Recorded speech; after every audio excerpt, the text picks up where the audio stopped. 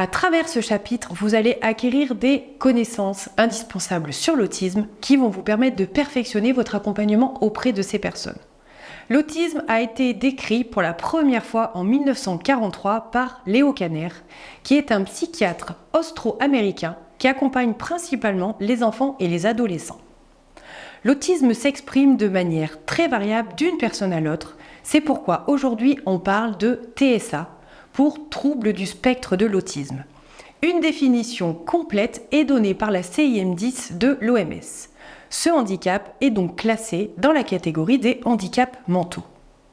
En gros, c'est un trouble complexe du développement du cerveau qui se manifeste généralement dans les 3 premières années de la vie.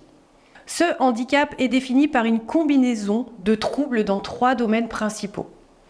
Premièrement, dans les interactions sociales. Une personne atteinte de TSA a des difficultés pour maintenir une conversation, à comprendre les signaux sociaux comme le langage corporel ou les expressions faciales, ou encore à regarder une personne dans les yeux.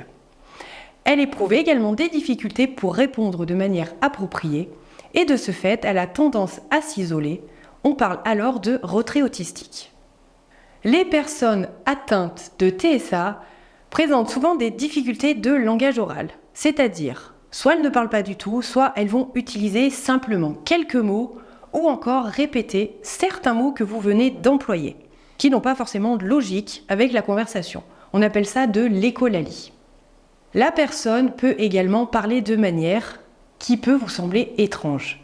C'est-à-dire que sa voix peut être soit totalement monocorde ou soit montée dans les aigus. Le dernier domaine qui est affecté lorsqu'une personne est atteinte de TSA, ce sont les troubles et les intérêts. C'est-à-dire que vous allez retrouver des comportements appelés stéréotypés, c'est-à-dire des comportements qui peuvent vous sembler anormaux et qui sont répétitifs.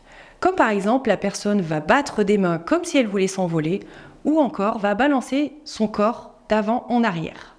Les personnes atteintes de ce handicap ont également besoin d'une routine, elles n'apprécient pas du tout le changement. Elles ont aussi un intérêt très marqué pour des objets inanimés.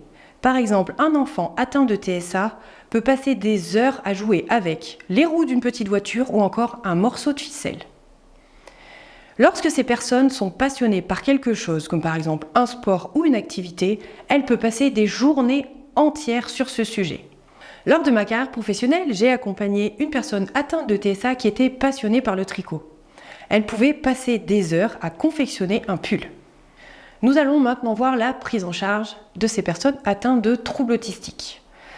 Donc cette prise en charge regroupe bien entendu plusieurs méthodes complémentaires et plusieurs professionnels.